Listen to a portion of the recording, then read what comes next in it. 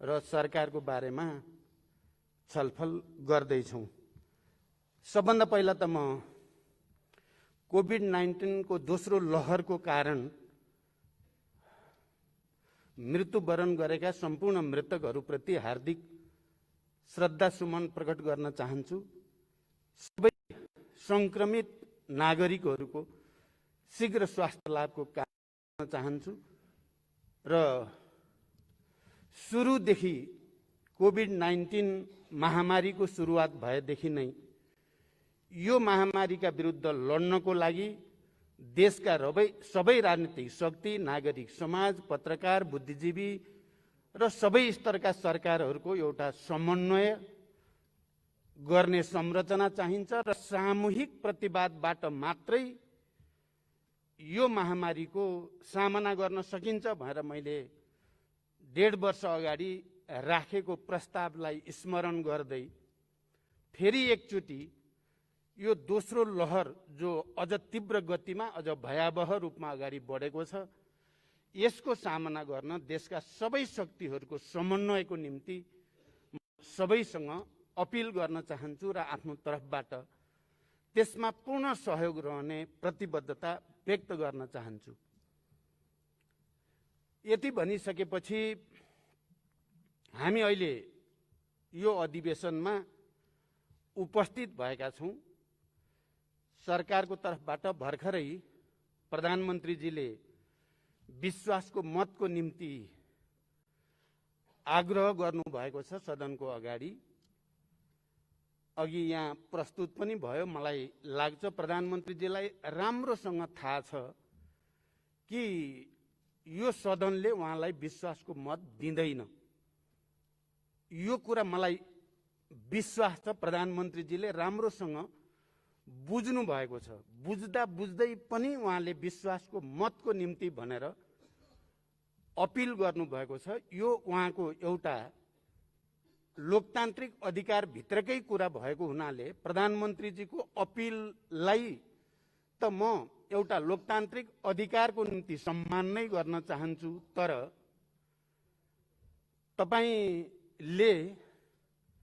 तपाईको नेतृत्वमा सरकार गठन भएदेखि यताका सबै गतिविधिहरूको समुच्चयमा हेर्दाखेरि विश्वासको मत प्राप्त गर्ने कुनै स्थिति छैन र मैले हाम्रो दलको तर्फबाट, आफ्नो पार्टीको तर्फबाट बरु सम्माननीय प्रधानमन्त्रीजीलाई मैले जस्तो कि संसद पुनर्स्थापना भएकै दिन बडो गम्भीरताको साथ भनेको थिएँ, तपाईले अब नैतिकताको आधारमा राजीनामा दिएर नयाँ सरकारको गठनको बाटो प्रशस्त गर्नु सबभन्दा उपयुक्त हुन्छ भन्ने सुझाव मैले राखेको थिएँ।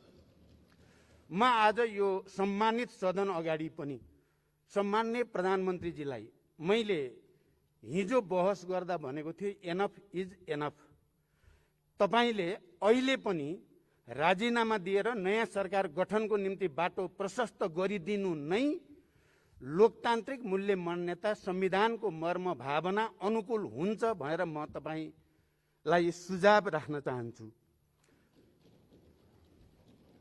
म आज संविधान बनाउने बेलाको स्थितिबारे थोरै यो सम्मानित सदनको ध्यान आकर्षित गर्न चाहन्छु। सभामुख महोदय, हामीले विगत धेरै वर्षको संसदीय अभ्यासमा देखिएका विसङ्गतिहरू, विकृतिहरू र समस्याहरू, अराजकता र थुप्रै चिजहरूलाई विचार गरेर नै संविधानमा हामीले कम्तीमा एउटा सरकार गठन भइसकेपछि त्यसले निश्चित अवधि निर्वाध रूपमा काम गर्ने अवस्था बनोस् भनेर व्यवस्था गर्यौं। सकेसम्म एउटा सरकार निर्वाचित भएर गठन भइसकेपछि त्यसले 5 वर्ष काम गर्ने वातावरण बनोस् भनेर नै संविधानको 76, 1, 2, 3, 4, 5 भनेर जे प्रावधानहरू संविधानमा राखियो त्यो संविधान बनाउने बेलाको हामी सबैको चिन्ता, चासो र तत्परता केमा थियो भने इतिहासका विसङ्गतिहरूको पुनरावृत्ति हुन नपाओस्, अबको नेपाल एउटा स्थायित्वतिर जाओस्, संघीय लोकतान्त्रिक गणतन्त्र नेपाल र नयाँ संविधान अनुसारको नेपाल विकास र समृद्धिको नयाँ युगतिर निर्वाध रूपले जाने वातावरण बनोस् भनेर नै त्यो कुरा राखिएको थियो। आज म सरकारलाई विश्वासको मत नदिने पक्षमा अथवा विश्वासको मतको विपक्षमा बोल्दै गर्दा मैले संविधान निर्माणको त्यति बेलाको हामी सबैको चासोप्रति एकचोटि सबैको ध्यान आकर्षित गर्न आवश्यक सम्झेँ। म आज साँच्चै त्यति खुसी छैन। म यो मञ्चबाट बोल्दै गर्दा हामीले के सोचेर संविधान बनायौँ, स्थायित्वको परिकल्पना गऱ्यौँ र अहिले 3 वर्ष बित्दा नबित्दै हामी फेरि विश्वासको मत, अविश्वासको प्रस्ताव, अराजकता इत्यादि को एउटा दुश्चक्रतिर फेरि नेपाल फस्न खोजेको जो अवस्था देखिएको छ, म साँच्चै नै चिन्तित छु। म यसकारण पनि के नेपालमा शान्ति सम्झौताको एउटा हस्ताक्षरकर्ता हुनुको नाताले, संविधान सभाको प्रबल चाहिँ पक्षधर हुनुको नाताले, संघीय लोकतान्त्रिक गणतन्त्र चाहिँ घोषणा गर्ने प्रक्रियाको एउटा नेताको हैसियतले मैले संविधान बनाउने बेलामा हामीले नै अहिलेका नेताहरूको यही टिमले नै हो हामीले विगतका गलत परम्पराहरू दोहोरिन दिन हुँदैन, विसङ्गतिहरू दोहोरिन दिन हुँदैन भनेर हामीले त्यो प्रावधान राखेको हो। आज हामी फेरि उही परिस्थितिको सामना, फेरि विश्वासको मत, फेरि अविश्वास प्रस्ताव, फेरि जोड घटाउ, फेरि चाहिँ मान्छेहरूको चाहिँ झन्डै झन्डै किनबेचकै अवस्था जो देखिन थालेको छ, म गहिरो चिन्ता व्यक्त गर्न चाहन्छु। र मैले यसमा आज यसरी बोल्दै गर्दा म आफू त्यस्तो सन्तुष्टि महसुस मलाई बिल्कुलै भएको छैन। दोस्रो, मैले यहाँ राख्दै गर्दा हामीले संविधान बनायौँ, हामी सबैलाई थाहा छ धेरै प्रतिकूलतासँग जुधेर संघीय लोकतान्त्रिक गणतन्त्रको हामीले संविधान बनाएको हो। हामी सबैलाई यो कुरा पनि थाहा छ धेरै अप्ठ्याराहरूसँग जुधेर हामीले त्यो संविधान अनुसार निर्वाचनतिर देशलाई पनि लगेकै हो र निर्वाचन निर्वाध रूपले सम्पन्न गरेर एउटा नयाँ वातावरण बनाउन खोजेकै हो। मैले किन यो कुरालाई जोड दिएर भन्न चाहेको छु भने म त्यस्तो पात्र हुनुको नाताले पनि यो सम्मानित सदनलाई मैले भन्नुपर्छ भन्ने लागेको छ माननीय सभामुख महोदय कि मैले अब देशमा फेरि अराजकताको स्थिति नआओस् भनेर नै मैले वाम गठबन्धनको मैले प्रस्ताव राखेको हो। सम्माननीय प्रधानमन्त्रीजीको अगाडि मैले गठबन्धनको प्रस्ताव राख्ने पहिलो पात्र म हो र अनि कम्युनिस्ट आन्दोलनलाई एकताबद्ध गरौँ भनेर पहिलो प्रस्ताव लिएर जाने पनि मै नै हो र सम्माननीय प्रधानमन्त्रीजीलाई तपाईँ नै प्रधानमन्त्री हुने हो भनेर पहिलो संविधान घोषणा भइसकेपछि प्रस्ताव गर्ने उहाँलाई प्रधानमन्त्रीको रूपमा पनि म नै हो। वाम गठबन्धन र कम्युनिस्ट एकताको सङ्कल्पपछि उहाँलाई प्रधानमन्त्रीको प्रस्ताव गर्ने पनि म नै हो। तर आज यो एउटा विडम्बना भन्नुपर्छ, 3 वर्ष बित्दा नबित्दै कम्युनिस्ट एकता पनि छेद विच्छेद जस्तो हुन पुगेको, संविधान पनि बडो चाहिँ नराम्रोसँग चिथोरिएको, कोपरिएको र त्यो संविधानलाई नै कोरोना लाए जस्तो अहिले देश र समाज त कोरोनाले आक्रान्त छँदैछ। हाम्रा गतिविधिले, खास गरी सरकारका गतिविधिका कारणले संविधानलाई पनि कोरोना लाए जस्तो, आइसियुमा राखे जस्तो अवस्थाबाट हामी गुज्रिन परेको छ।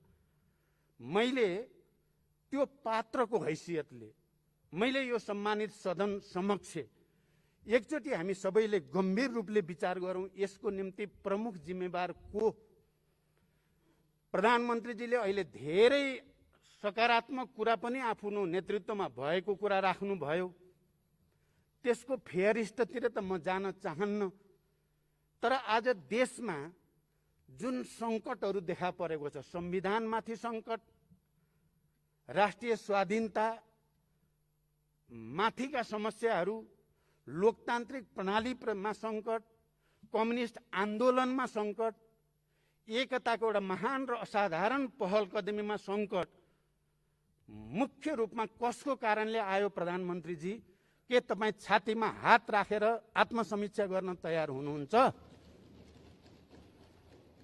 तपाईले कहिलेकाहीँ बोलेको सुन्छु म प्रचण्डलाई राष्ट्रिय समस्या नै भयो भनेर। म हो राष्ट्रिय समस्या कि तपाईँ हो राष्ट्रिय समस्या? बहस गरौँ भन्न पनि म चाहन्छु। मैले संविधान बनाउने र तपाईलाई प्रधानमन्त्री प्रस्ताव गर्नु म राष्ट्रिय समस्या भएर हो? वाम गठबन्धन र कम्युनिस्ट एकताको प्रस्ताव लिएर तपाईलाई फेरि प्रधानमन्त्री प्रस्ताव गर्ने म राष्ट्रिय समस्या भएर हो?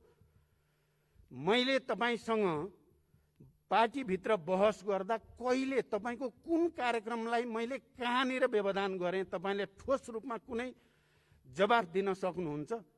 मलाई लाग्छ तपाईसँग जवाफ छैन, तपाईसँग तथ्य छैन, तपाईसँग आधिकारिक र प्रामाणिक तर्क पनि छैन भन्ने मेरो विश्वास छ। बरु यसको निम्ति तपाईँ नै जिम्मेवार हो।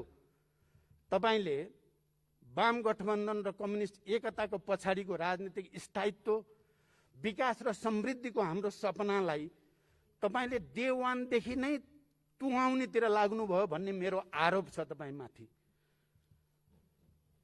हामी छलफल गर्दै थियौँ, पार्टीभित्र बहस हुँदै थियो, विवाद हुँदै थियो। मैले प्रधानमन्त्रीको हैसियतले तपाईका क्रियाकलापहरू र पार्टी अध्यक्षको हैसियतले पनि तपाईका क्रियाकलापहरू बारे मैले टिप्पणी गरेँ, आलोचना गरेँ, विवाद गरेँ, बहस गरेँ पार्टीभित्र। पार्टीभित्रको त्यो लोकतान्त्रिक बहसलाई तपाईले पार्टीभित्रको कचिङ्गलका कारणले भनेर यो सम्मानित सदनलाई विघटन गर्ने सिफारिस गरेर न्याय गरेको हो देशप्रति, संविधानप्रति। मेरो प्रश्न छ प्रधानमन्त्रीजीलाई, तपाईको र मेरो बहस भयो, पार्टीभित्र विवाद भयो, त्यो पार्टीको आन्तरिक विषय थियो। अनि कसको रिसले कसको के भन्या जस्तै तपाईले हामी आपसमा भएको विवादलाई सिङ्गो देश र समाजलाई आक्रान्त हुने गरी यो सार्वभौम संसदलाई तपाईले विघटन गरेको होइन। यो संसद विघटन गर्ने मैले त भनेको थिएँ, हाम्रो संविधानले संसद विघटनको यो रूपमा परिकल्पना गरेकै छैन। त्यहाँ यो असंवैधानिक छ, अलोकतान्त्रिक छ, स्वेच्छाचारी छ, निरङ्कुश छ। यसलाई स्वीकार गर्न सकिँदैन। मैले माननीय सदस्यहरूसँग त्यति बेला भनेको थिएँ, प्रधानमन्त्रीजीले त हामी माननीय सदस्यहरू अब मर्यौ तिमीहरू छैनौ भन्नुभएको छ, तर संविधानले हामीलाई मारेको छैन, हामी जिउँदैछौँ। मैले साथीहरूलाई भने, माननीय सदस्यहरू हामी मर्यौँ भन्ने नठान्नु होला, हामी जीवितै छौँ। संविधानले हामीलाई मारेको छैन। प्रधानमन्त्रीजीले मात्रै आफ्नो अहङ्कारको कारणले, दम्भको कारणले या आफ्नो गलत प्रवृत्तिका कारणले जबरजस्ती तिमीहरू मर्यौ भनिदिनु भए मात्रै हो। हामीले आफैले आफू मर्यौँ भन्ठान्यौँ भने त हामी मर्यौँ। हामी मरेको छैनौँ भनेर हामी अगाडि बढ्यौँ भने हामी फेरि बिउतेकै हुन्छौँ, जीवितै हुन्छौँ। आज यो सदनमा प्रधानमन्त्रीजीले विश्वासको मत माग्नु भएको छ। यो सदनमा मलाई लाग्छ उहाँ तपाईले विश्वासको मत माग्ने पनि नैतिक अधिकार छ र प्रधानमन्त्रीजी? यो सदनसँग, यी मान्य सदस्यहरूसँग तपाईलाई त्यो अधिकार छ र नैतिक रूपले? म अझ अनौठो कुरा के मान्छु भने प्रधानमन्त्रीजीले खालि यो विघटन गरेको सिफारिस सर्वोच्च अदालतले पुनर्स्थापना गरिदियो, त्यसकारण उहाँले स्वीकार्नु भयो होला भन्ने म ठान्थेँ। तर एक दिन सम्माननीय राष्ट्रपतिजीले बोलाएको सर्वदलीय बैठकमा प्रधानमन्त्रीजीको अभिव्यक्ति सुनेपछि चाहिँ प्रधानमन्त्रीजी त्यो अदालतको फैसला मान्न तयार हुनुहुन्न, त्योसँग सहमत हुनुहुन्न भन्ने कुरा उहाँले सँग राख्नुभयो। त्यसकारण आज यदि तपाईँ यो विषय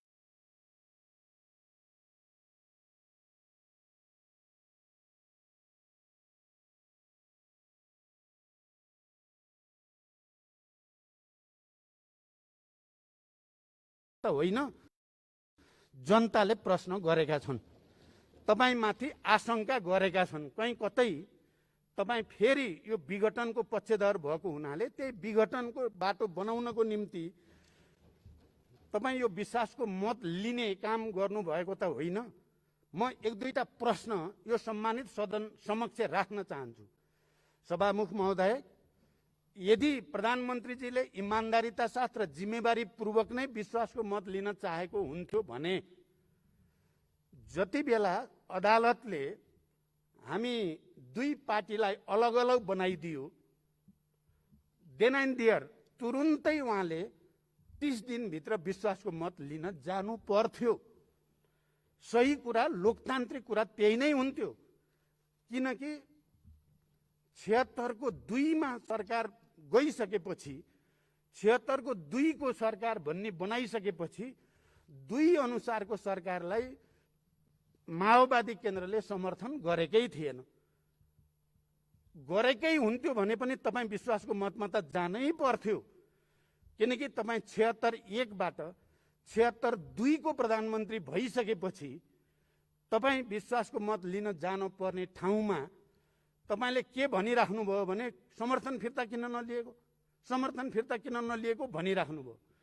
यही रोस्टमबाट हाम्रो दलको प्रमुख सचेतक माननीय देव गुरुङले हामीले समर्थन गरेकै छैन, 30 दिनभित्र सम्माननीय प्रधानमन्त्रीले विश्वासको मत लिनुपर्ने संवैधानिक व्यवस्था हो भनेर आधिकारिक रूपमा हाम्रो धारणा राखी पनि सकिया थियो। तर तपाईले पटक पटक भनि के राख्नुभयो भने समर्थन फिर्ता किन नलिएको, समर्थन फिर्ता किन।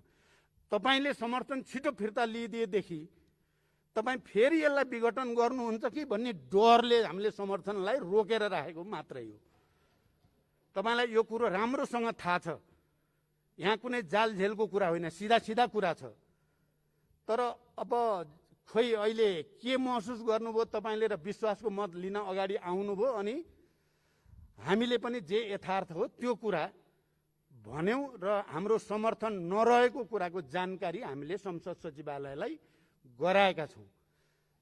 यस अर्थमा तपाईले यो विश्वासको मत लिने कुरा पनि स्वाभाविक लाग्दैन, प्राकृतिक लाग्दैन, तर्कसंगत पनि लाग्दैन, अलिकति नाटकीय जस्तो लाग्छ मलाई चाहिँ। दोस्रो कुरा, तपाईले जो अधिवेशन बोलाउँदा जो तरिका अपनाउनु भयो त्यो तरिका पनि लोकतान्त्रिक होइन भन्ने मेरो बुझाइ छ। किनभने नियमित अधिवेशन बस्नै पर्ने थियो। अब बजेट अधिवेशन, नीति कार्यक्रम, प्री बजेट छलफल गर्नुपर्ने बेलामा नियमित अधिवेशन बोलाएर त्यसैमा विश्वासको मत लिए हुन्थ्यो नि त। तपाईँ कहीँ ती सबै कुरा छल्नको निम्ति यो बोला त होइन भन्ने प्रश्न पनि गम्भीर रूपले उठेकै छ। तपाईँ लोकतान्त्रिक संस्था, प्रक्रिया, पद्धति र परम्परालाई छलेर अर्कै केही गर्न खोज्नु भयो हो कि भन्ने आशंका पनि मानिसहरूलाई भएको छ। किनकि विशेष अधिवेशन बोलाउने कुरा हाम्रो अहिलेको संविधानले एउटा त नियमित अधिवेशन तपाईको प्रधानमन्त्रीको सिफारिसमा राष्ट्रपतिले बोलाउने प्रावधान छ अधिवेशन बोलाउने बारे। दोस्रो, विशेष अधिवेशन बोलाउन 25% मान्य सदस्यहरूले माग गरेमा निश्चित प्रक्रिया अनुसार राष्ट्रपतिले अधिवेशन बोलाउने बाहेक प्रधानमन्त्रीले विशेष अधिवेशन प्रधानमन्त्रीका हैसियतले बोलाउने कुराको त्यति परिकल्पना गरेको मैले संविधानमा बुझेको छैन। तर तपाईले बोलाइदिनु भयो। तपाईले के समातेर बोलाउनु भयो? 101 प्रधानमन्त्रीले चाहेको बेलामा विश्वासको मत लिन सक्ने छन् भन्ने जो प्रावधान छ त्यो प्रावधानलाई तपाईले प्रयोग गर्नु भएको देखियो। तपाईले त्यो प्रयोग गरेको देखिएपछि हामी यसमा सहभागी हुने कुरामा त हाम्रो विमति होइन। तर तपाईले अपनाएको प्रक्रिया लोकतान्त्रिक छ, संविधान सम्मत छ। म प्रधानमन्त्रीजीलाई एकचोटि अलिक गहिरो गरी विचार गर्न विशेष अनुरोध गर्न चाहन्छु। कहीं यहाँ पनि तपाईले जसरी सदनलाई गलत ढंगले, असंवैधानिक, अलोकतान्त्रिक र अलि स्वेच्छाचारी ढंगले विघटन गर्नु भएको थियो, त्यही रणनीति अन्तर्गत तपाईले यो गरे त होइन भन्ने प्रश्न चाहिँ मानिसहरूको दिमागमा छ, मेरो दिमागमा पनि छ। अब कामहरूको कुरा गर्दा मैले अघि सुरुमा पनि भने प्रधानमन्त्रीजी तपाईलाई यति ठुलो ऐतिहासिक अवसर प्राप्त थियो, मैले भन्दा त तपाईलाई त्यो अप्रिय लाग्छ। म जस्तो लचिलो, म जस्तो उदार, म जस्तो भावुक मान्छेको सहयोगमा तपाईँ दुईचोटि प्रधानमन्त्री प्रस्तावित हुनुभयो। तपाईका थुप्रै कुरा मैले सहेरै हिँडिराखेकै थिएँ। तपाईँ कुरा गर्न सिपालु हुनुहुन्छ, म तपाईको क्षमता पनि मलाई थाहा छ। तपाईले मेरो र तपाईको अन्तर के रहेछ भने म मनमा जे छ मुखमा त्यही आइहाल्छ, मेरो अनुहारमा नि त्यो आउँछ। तपाईँ मनमा एउटा अनुहार र मुखमा अर्को गर्न सक्ने क्षमताको मान्छे चाहिँ तपाईँ हो रहेछ के। नत्र मैले तपाईलाई भन्ने गर्थेँ, मलाई त अलिकति फकिने मान्छेलाई हिजो हामीले गरेको सहमति समझदारी मैले तोड्या हो र प्रधानमन्त्रीजी। पालो पालो अध्यक्ष, पालो पालो प्रधानमन्त्री मैले तोडेँ। त्यसो गरेको भए आज तपाईँ कम्युनिस्ट आन्दोलन यो देश कहाँ हुन्थ्यो। यो सबै दृष्टिकोणले हेर्दा कहीँ न कहीँ सत्तामा बसिसकेपछि तपाईमा जुन दम्भ अहङ्कार देखा पर्यो, तपाईँ सबैतिर कस्तो अनौठो भयो क्या। यो एउटा कस्तो मनोदशा, मनोग्रन्थि तपाईँमा विकास भयो भने सबैतिर चकाचौध राम्रो मात्रै भइरहेछ भन्ठान्नु भयो तपाईँले। भएका कुरा पनि भए भन्नुभयो, नभएका कुरा नि भए भन्नुभयो। कोभिडकै कुरा गरौँ न, दोस्रो लहर सुरु हुन लागिसकेका थियो, त्यसका सङ्केतहरू देखिसकिया थिए। तपाईँ नै होइन, ठुल्ठुला समारोह, रथ यात्रा, हजारौंका जुलुस लिएर हिँड्नु हो, त्यहीँबाट वात्तै फैलिएको होइन। तपाईँ प्रधानमन्त्री जस्तो मान्छेले अनुशासनमा नबसिदिएपछि, कोभिड कन्ट्रोल गर्नको निम्ति आत्मअनुशासन पालन नगरिदिएपछि अरूलाई भन्ने नैतिक अधिकार कसरी हुन्छ। रथ यात्रा अलि पछि गरे हुँदैन थियो। मैले त तपाईलाई भनेकै छु, मेरो निर्वाचन क्षेत्रमा अयोध्यापुरी बनाउने भनेर तपाईँ अगाडि बढ्नु भएको छ। म पनि गएर हेरेँ, मलाई त खुसी छ। मेरो निर्वाचन क्षेत्रमा एउटा ठुलो धार्मिक पर्यटकीय स्थल बन्न लाग्यो। तर तपाईलाई यो कोभिड-19 को दोस्रो लहर सुरु हुन लागेको बेला हजारौं मान्छे जम्मा गर्ने गरी यति बेलै गर्न पर्या थियो त। अलि पछि गरे पनि हुन्थ्यो। तपाईले थुप्रै शिलान्यास र उद्घाटन गर्नुभएको छ, जसको कयौंको त न बजेटको ठेगान छ, न ठाउँको ठेगान छ, न कुनै कार्ययोजना छ। तर तपाईले शिलान्यास गरिदिनु भयो बालुवाटार बसेर। सब शिलान्यास 165 वटा रणनैतिक रोड। तर तपाईले एउटा कुरा त बिर्सिनु भएन कि 12 वटा स्मार्ट सिटीको कुरा गर्नुभयो। सबै स्मार्ट सिटी त को कुरा, तर उहाँले के कुरा बिर्सिनुहुन्न भने भरतपुर चाहिँ हुनुहुन्न भन्ठान्नुहुन्छ उहाँले। चितवन चाहिँ हुनुहुन्न, प्रचण्डको क्षेत्र चाहिँ हुनुहुन्न भने जस्तो पूर्वाग्रह तपाईले किन राख्नुभयो? मेरो प्रश्न छ तपाईलाई। त्यही स्मार्ट सिटी पनि त्यति पूर्वाग्रही तपाईँ हुनु पर्थ्यो र? माने यो सबैले तपाईले आत्मसमीक्षा गर्नुपर्दछ भन्ने म ठान्दछु। अब आज विश्वासको मत लिन तपाईँ यहाँ अपिल गर्दै हुनुहुन्छ सम्मानित सदन, त्यस्तो सदन जसलाई तपाईले विघटन गर्नुभएको थियो र विघटन गरेको अहिले पनि तपाईलाई सही भन्ने लागिरहेको छ। गलत गरे भन्ने तपाईलाई लागेको छैन। सर्वोच्चले भनोस् कि जसले सुकै भनोस्, तपाईलाई बेठिक लागेको छैन मनमा र तपाईँ मौका पाएपछि यसलाई फेरि विघटन गर्छु भन्ने भएको देख्छु म गलत छु भने भन्नु होला। अब आज तपाईलाई विश्वासको मत लिनु थियो भने हिजो तपाईले अध्यादेश मार्फत संवैधानिक परिषदको बैठक किन गर्न पर्या थियो? यो विश्वासको मत लिएर गरे पनि त हुन्थ्यो परिषदको बैठक। यसबाट के देखिन्छ भने तपाईलाई भरोसा छैन, विश्वासको मत त मैले पाउने होइन। त्यसो भएपछि मैले कब्जा गर्न सक्ने जति संवैधानिक संरचना कब्जा गरिहालौं भन्ने मनसायले काम गरेन भनेर कसरी भन्ने? तपाईको मनभित्र त्यो छैन भनेर कसरी भन्ने? त्यसकारण यी सबै क्रियाकलापबाट तपाईले भन्नु त हुन्थ्यो। फेरि तपाईको केही कुरा म स्मरण पनि गर्छु। संविधान बनाउने बेला नै तपाईँले भन्ने गर्नुहुन्थ्यो समावेशी समानुपातिक भन्यो भने तपाईँलाई थोरै थोरै इरिटेसन भएको म देख्थेँ। संघीयताको कुरो मन पर्या त होइन, आँधी हुरी आयो मान्ने भन्नुहुन्थ्यो तपाईँले। तपाईँ पावरमा भइसकेपछि यस सबलाई चाहिँ म चाहिँ मिचेर देखाउँछु भन्ने आयो क्या तपाईँलाई? तपाईँलाई चाहिँ म ओरिजिनल म भने त अर्कै हुँ भन्ने पो आयो कि तपाईँलाई? हामीले त तपाईँमा रूपान्तरण आओस् र एउटा नयाँ प्रक्रियामा नयाँ युगतिर देश जाओस्, स्थायित्वतिर जाओस्, सामाजिक न्यायतिर जाओस् भन्ने चाहेको हो। तपाईँले भनिराख्नु भएको छ, प्रधानमन्त्रीजी धेरै कुरा भनिराख्नुहुन्छ।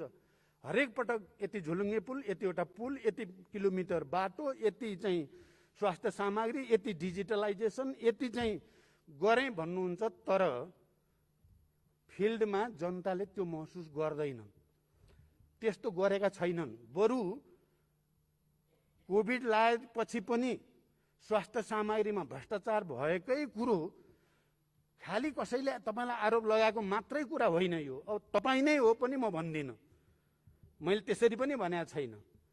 तर यही सदनको सम्मानित समितिहरूको निर्णय छन्, तिनीहरूले भनेका छन् भ्रष्टाचार भयो, कमिसनको खेल भयो भनेकै छन्, लोकतान्त्रिक पद्धति अनुसारै भनेका छन् र जनतालाई त्यो शङ्का छ। अहिले पनि कमिसनको खेल 105 वाला खेल भएको र त्यसले गर्दा कयौं सामग्री आउनमा व्यवधान भएको कुरा स्थापित भएकै छ। यो चीजप्रति तपाईँ कति गम्भीर हुनुभयो? देशमा बढेको आत्महत्याको दर, त्यसलाई रोक्नको निम्ति, महिला हिंसाको दर, त्यसलाई रोक्नको निम्ति कति भयो भन्ने कुरा प्रश्न उठिराखेकै छन्। यो परिस्थितिमा तपाईकै प्रस्ताव असफल भइसकेपछि म त बडो सरल ढङ्गले छोड्ने खाले मान्छे पर्दो रहेछु। पहिलोचोटि प्रधानमन्त्रीबाट पदत्याग गर्दा पनि, दोस्रोचोटि पूर्व प्रधानमन्त्री माननीय शेरबहादुर देउबाजीसँग सहमति गरेर प्रधानमन्त्री छोड्दा पनि म त बडो सहज ढङ्गले प्रक्रिया अगाडि बढ्ने कुरा हो भन्ठान्थे। तर तपाईँ त यसरी च्यापेर बस्न खोजेको देखियो। तपाईँ ज्यान जाला बरु कुर्सी चाहिँ छोड्न हुन्न भन्नेमा तपाईँ दृढ हुनुहुँदो रहेछ। अब आजकल म तपाईँबाट अलिअलि सिक्न बल गर्दैछु। अलिकति त केपीजीको ममा चाहिने भयो बानी, नत्र म फटाफट जे पनि छोडिदिने गर्दा त म त कमजोर त्यसरी पो भएको छु कि क्या हो भन्ने पर्या छ मलाई। तर तपाईँको चाहिँ अति भयो भन्ने मेरो बुझाइ छ। त्यसकारण पनि यी सबै विषयमा एकचोटि समीक्षा गर्न जरुरी छ। सम्माननीय सभामुख महोदय, अब धेरै कुरा भन्दा पनि आजै सक्ने भनेको हुनाले म लामो चाहिँ भन्न पनि चाहन्न। अन्तिममा प्रधानमन्त्रीजीलाई मैले सुझाव पनि भनि नै सकेँ। अझै पनि होइन भने अहिले प्रतिपक्षी दलको नेताको हैसियतले माननीय शेरबहादुर देउबाजीले 76-2 को सरकार बन्ने सम्भावना यही सदनभित्रबाट छ र त्यो खोजिन्छ भन्न खोज्नु भएको छ। म त्यसलाई समर्थन गर्न चाहन्छु। यही भित्र सम्भव छ। अरू बिडुङ्गो नसोचौं। यो देशलाई संविधानको हुर्मत लिने काम हामी कसैले पनि नगरौं। सहज ढङ्गले लोकतान्त्रिक प्रक्रियाद्वारा हामी अगाडि जाउँ र त्यसको सुरुवात आज प्रधानमन्त्रीजीले राखेको विश्वासको मतको विपक्षमा प्रधानमन्त्रीजीले सबैले मलाई भोट हाल्नुहोस् भन्नुभयो। म चाहिँ प्रधानमन्त्रीजी बाहेक सबैले विपक्षमा भोट हालौँ, नयाँ इतिहास बन्छ भन्ने अपिल गर्दै बिदा हुन्छु। धन्यवाद।